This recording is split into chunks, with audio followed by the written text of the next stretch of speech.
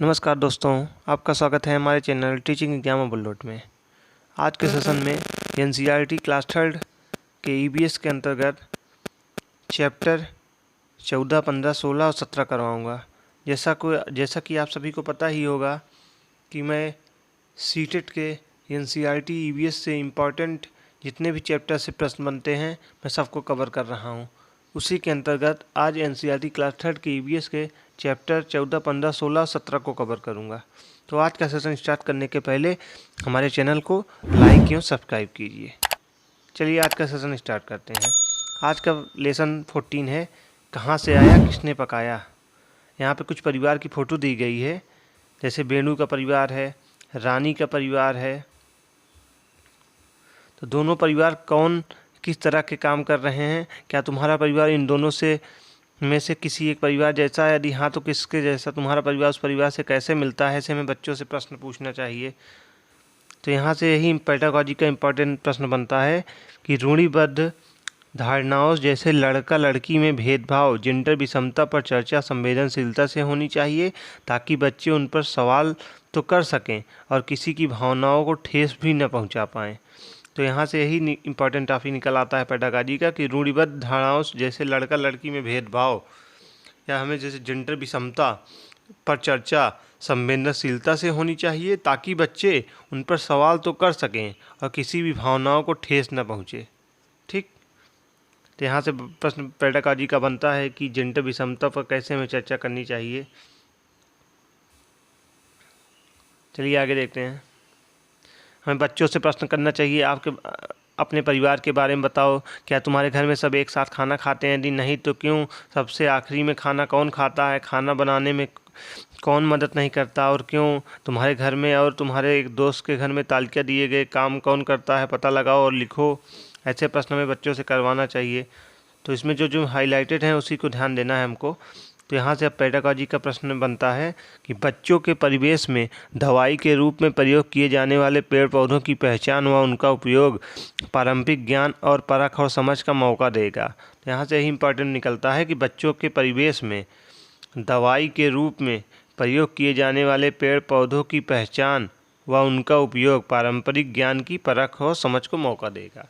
तो यहाँ से यही इम्पोर्टेंट निकल के आता है कि जो हम बच्चे जो पेड़ पौधों की पहचान व उनका उपयोग पारंपरिक ज्ञान की परख को समझ को विकसित करेंगे तो वही उनको एक दवाई के रूप में काम करेगा। चलिए आगे देखते हैं। अगला पेडागॉजी का प्रश्न यहाँ से बनता है, इस अभ्यास में कुछ पौधों के ऐसे भाग दिए गए हैं जो कि हमारे भोजन का हिस्सा हैं। बातचीत के द्वारा इस सूची को बढ़ाया जा सकता है। तो यहाँ कुछ पौधों के ऐसे भाग हैं जिसे भोजन का हिस्सा है, जिससे हम भोजन पकाते हैं, भोजन खाते हैं।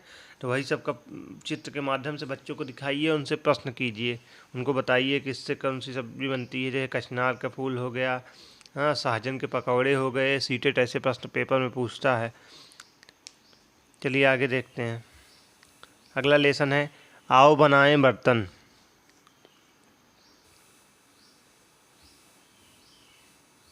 जैसे कि आप देख रहे हैं यहाँ फिगर में दिखाया गया है कि बर्तन बनाया जा रहा है पुराने मिट्टी के। तो यहाँ से जो इम्पोर्टेंट बनता है यहाँ से आता है, इस कहानी पर नाटक करने में बच्चों को बहुत मज़ा आएगा और क्रियाओं का क्रम समझने में भी सहायता मिलेगी। बच्चों को अपने सृजनात्मक विचारों को बताने के पूरे मौके दें, स्वयं क्रियाकलाप करने के लिए प्रेरित करें। तो हमें बच्चों को कहानी के माध्यम से कोई भी चीज़ समझाना चाहिए, नाटक के माध्यम से उन्हें प्रस्तुत करने के लिए बोलना चाहिए। इस क्रम में समझने में बच्चों को बहुत सहायता मिलती है और बच्चे अपने सृजनात्मक शक्ति या विचारों को बताने में पूरे मौके देना चाहिए ताकि बच्चे अपने सृजनात्मक शक्ति का विकास कर सकें। एवं बच्चों को हमेशा स्वयं क्रियाकलाप करने का पूरा अवसर एवं मौका देना चाहिए और उन्हें प्रेरित करना चाहिए कि वह स्वयं कार्य करें। चलिए आगे देखते हैं।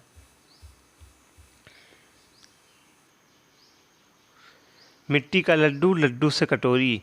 चिकनी मिट्टी को गूंथकर एक बड़ा सा लड्डू बनाओ। इस लड्डू में गड्ढा बनाकर उसे कटोरी जैसा रूप दो। अपनी कटोरी को सुखाओ और सजाओ, इससे अपने मन की चीज़ें रखो। जैसे आप देख रहे हैं मिट्टी का सांप का बर्तन बनाया जा रहा है, मिट्टी की रोटी या रोटी का बर्तन। तो यहाँ से जो इम्पोर्टेंट टॉपिक निकल के आता है पेडागॉजी का, मिट्टी से बर्तन बनाते हुए कपड़े तो गंदे होंगे पर बच्चों को करके सीखने में मदद मिलेगी। तो सीटेड, तो यह एक पॉजिटिव वर्ड है, learning by doing. Learning by doing, हमेशा हमें बच्चों को लर्निंग बाय डूइंग करके सिखाना चाहिए, उन्हें स्वयं करने का पूरा मौका देना चाहिए। जब बच्चे करके सीखेंगे तो आसानी से सीखेंगे, उनको आनंद भी मिलेगा। हमेशा हमें बच्चों को खुद करके सीखने का पूरा मौका देना चाहिए और अवसर देना चाहिए। चलिए आगे देखते हैं। यहाँ से बच्चों को उसके बाद ऐसे भी प्रश्न किया जा सकता है, बहुत साल पहले जब बर्तन नहीं थे तब लोग क्या करते थे, लोगों ने बर्तन क्यों बनाए होंगे, मान लो एक दिन दुनिया के सारे बर्तन गायब हो जाएं तो तुम्हारे घर में क्या होगा। ऐसे प्रश्न पूछने से बच्चों की सृजनात्मक शक्ति का विकास होगा। बच्चे अपने अपने अलग अलग प्रश्नों का उत्तर देंगे और अपना भाषा विकास होगा उनका और सृजनात्मक शक्ति बढ़ेगी। चलिए आगे देखते हैं। यहाँ से एक पेडागॉजी का इम्पोर्टेंट प्रश्न बनता है, आइए देखते हैं। जानते हो, बहुत बहुत साल पहले एक समय ऐसा था जब लोगों के पास बर्तन नहीं थे, पर लोगों को खाने पीने की चीज़ों को पकाने और सामान रखने के लिए बर्तन की ज़रूरत पड़ने लगी। बहुत कोशिश करने और दिमाग लगाने के बाद लोग बर्तन बनाना सीख गए। शुरू में बनाए गए बर्तन पत्थर और मिट्टी के थे। पत्थर के बर्तन हाथों में खोदकर या कुरेदकर और मिट्टी के बर्तन गूंथकर हाथों से बनाए गए थे। लोगों ने यह भी खोज किया कि मिट्टी के बर्तन को मजबूत बनाने के लिए उन्हें आग में पकाना पड़ता है। चलिए आगे देखते हैं। अगला लेसन है खेल खेल में। तो यहाँ से जो पेडागॉजी का इम्पोर्टेंट प्रश्न बनता है, पाठ में कुछ स्थानीय खेल जैसे स्टापू, पीटू, अष्टा, चंगा, पे आदि तथा उन्हें खेलने में इस्तेमाल की गई चीज़ें जैसे ठिप्पी के नाम आए हैं। बच्चों से इसके स्थानीय नाम पर बातचीत करवाई जा सकती है। तो यहाँ से बच्चों को उनके स्थानीय खेल में जो भी खेल वो खेलते हैं उनसे उनको चर्चा किया जा सकता है। उसमें कैसे क्रिकेट में किसका यूज होता है, हाँ, कौन कौन से लगते हैं, कितने खिलाड़ी होते हैं, ऐसे प्रश्न बच्चों से उन्हें सृजनात्मक शक्ति को बढ़ाया जा सकता है। चलिए आगे देखते हैं। जैसे कि यहाँ फिगर में दिखाया गया है, चेस खेल रहे हैं। तो यहाँ से जो इम्पोर्टेंट प्रश्न बनता है, आइए देखते हैं। तालिका को भरने से बच्चों की मदद की आवश्यकता हो सकती है। बच्चों को एक दूसरे की मदद करने का मौका दें। एक दूसरे के बच्चे सहजता से बहुत कुछ सीखते हैं। यहाँ तालिका में भरने से बच्चों को मदद की आवश्यकता हो सकती है। बच्चे एक दूसरे से मदद करने का पूरा मौका लेंगे। एक दूसरे की मदद से सहजता का बहुत कुछ सीखता है, तो उनके अंदर बहुत सी सृजनात्मक शक्ति का विकास होगा। एक दूसरे की मदद करने के लिए प्रेरित होंगे। चलिए आगे देखते हैं। स्थानीय मशहूर खिलाड़ी पर जानकारी एकत्रित करवाएं जो बच्चों को खेलों के बारे में ज्ञान और खिलाड़ियों के प्रति सम्मान को बढ़ावा देगा। हमें स्थानीय मशहूर खिलाड़ियों पर जानकारी एकत्रित करवाना चाहिए बच्चों से, ताकि वह खेल और खिलाड़ी के प्रति सम्मान को बढ़ावा देगा।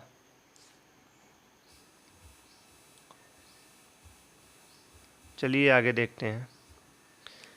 बच्चों ने कई खेल खेले होंगे, कई देखे भी होंगे, कुछ के बारे में सुना होगा, पढ़ा होगा या फिल्मों नाटकों में देखा होगा।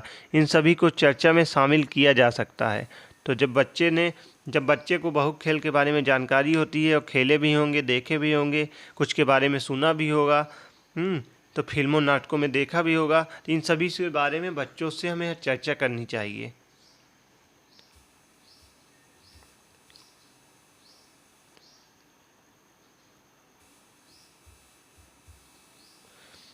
तो आज का अगला लेसन देखे हैं, चिट्ठी आई है। मैं हूँ एक चिट्ठी, कागज़ फिल्म से लिखी चिट्ठी जो रीना ने अपने दोस्त अहमद को लिखी। मुझे पत्र पेटी में डाला, डाकी ने मुझे निकाला और निकाल कर एक बड़े से थैले में डाला। मैं हो गई डाकिये की साइकिल पर सवार और पहुंची डाकघर। वहां मुझे थैली से निकाला और निकाल कर एक जोर का थप्पा लगाया। थप्पा था अगरतला का, जहां से मेरा सफ़र शुरू हुआ। तो यहाँ से जो इम्पोर्टेंट प्रश्न बनता है, जैसे कि आप फिगर में देख रहे हैं, डाकिये कई स्टेप के द्वारा चिट्ठी पहुंची है। तो यहाँ से जो इम्पोर्टेंट प्रश्न बनता है वो यहाँ से बनता है। कक्षा में अपने मित्र की चिट्ठी लिखकर कुछ बताने में बच्चों को मज़ा आएगा तथा यह उन्हें पत्र लेखन के लिए प्रोत्साहित करेगा। असली चिट्ठियां देखकर बच्चे बेहतर ढंग से समझ पाएंगे। पेज 110 पर चित्र दिए गए महिला को डाकघर से कार्य करते दिखाया गया है। लिंग भेद के ऊपर खुलकर चर्चा करवाएं। जैसा कि आप फिगर में देख सकते हैं इस महिला को डाकघर में काम करते हुए, तो इसका मेन तात्पर्य यही है कि जो लिंग भेद के प्रति बच्चों को समझाना चाहिए कि कक्षा में जब बच्चे अपने मित्र को चिट्ठी लिखेंगे तो कुछ बताने के लिए बच्चा खुद जब चिट्ठी लिखेगा तो उसको बहुत मज़ा आएगा।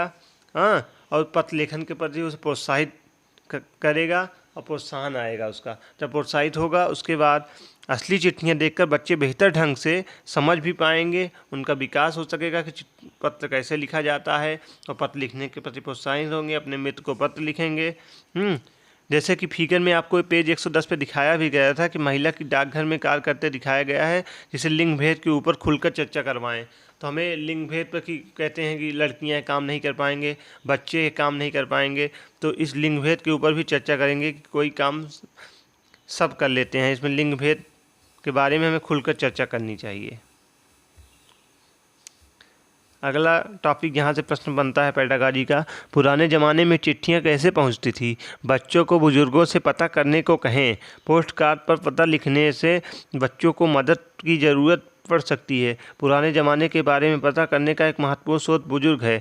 यह समझने में बच्चे बुजुर्गों से बात करने के लिए प्रेरित होंगे। तो हमें पुराने ज़माने में चिट्ठियाँ कैसे पहुँचती थी ऐसा प्रश्न बच्चों से करना चाहिए। बच्चों को बुजुर्गों को पता करने को कहें। पोस्ट कार्ड पर पता कर लिखने और बच्चों को मदद के लिए ज़रूरत पड़ सकती है। पुराने ज़माने के बारे में पता करने का एक महत्वपूर्ण स्रोत बुजुर्ग हैं। तो यह समझने में बच्चे बुजुर्ग से बात करने के लिए प्रेरित होंगे। चलिए आगे देखते हैं। जेंडर भेद पर बातचीत करवाएं तथा इनसे जुड़े मुद्दों पर चर्चा करें, जैसे टेक्नोलॉजी, विभिन्न व्यवसाय से जुड़े जेंडर भेद। हमें जेंडर भेद के लिए बातचीत करनी चाहिए। इनसे जुड़े मुद्दों पर चर्चा करें, जैसे टेक्नोलॉजी या विभिन्न व्यवसाय में जुड़े जेंडर भेद होते हैं। जैसे लड़कियां क्रिकेट नहीं खेल सकती, हाँ, लड़कियां मैथ में कमज़ोर होती हैं, हाँ, लड़के गाना नहीं गा सकते। इन सब पे हमें खुलकर बच्चों से चर्चा करनी चाहिए ताकि उनके बीच जेंडर भेद खत्म हो सके। तो अगला मेन टॉपिक देते हैं, जहाँ से पेडागॉजी का प्रश्न बनता है। बच्चों को अपने रचनात्मक विचारों को उपस्थित एवं चित्रित व व्यक्त करने दें। स्थानीय परिवेश को देखते हुए बच्चों से संचार के अन्य माध्यम जैसे मोबाइल फ़ोन, ईमेल, फैक्स आदि पर भी बात की जा सकती है। बच्चों को बड़ों से संचार सेवक में आए बदलावों को जानने के लिए प्रेरित करना चाहिए।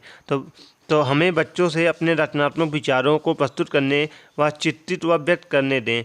स्थानीय परिवेश को देखते हुए बच्चों से संचार के अन्य माध्यम जैसे मोबाइल के द्वारा, फ़ोन के द्वारा, ईमेल, फैक्स आदि पर भी बातचीत की जा सकती है। बच्चों को बड़ों से संचार सेवा में आए बदलावों को जानने के लिए प्रेरित करें, या इस वेब लिंक के माध्यम से भी बच्चों का प्रयोग करके समझा सकते हैं। तो आज का सेशन यहीं पे समाप्त होता है। आज मैंने NCERT क्लास 3 के EVS के अंतर्गत चैप्टर 14, 15, 16, 17 को कवर किया। 4 चैप्टर और बचे हुए हैं। उसके बाद मैं क्लास 4 की NCERT EVS का पूरा चैप्टर करवाऊंगा।